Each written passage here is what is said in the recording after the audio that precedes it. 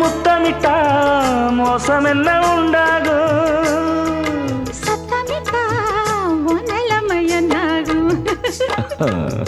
புது வளையல அரைச்சு தொண்டையில தான் நினைச்சு மாமா கிட்ட பேச போற மணிக்கணக்கா. தூண்டாமணி விளக்க தூண்டி விட்டு எரிய வச்சு ஓ முகத்தை பார்க்க போற நாள் கணக்கா. அந்த இந்திரன் சந்திரனும் மாம வந்தா எந்திரிச்சு நிக்கணும். அந்த ரம்பையும் ஊர்வசியும் மயிலுக்கு தொண்டுகள் செஞ்சிடணும். நான் காத்தாகி ஊத்தாகி மாமனை தழுவி கட்டிக்கணும். தூது வளையல அரைச்சு தொண்டையில தான் நினைச்சு நானும் கூட பேச போறேன் மணிக்கணக்கா.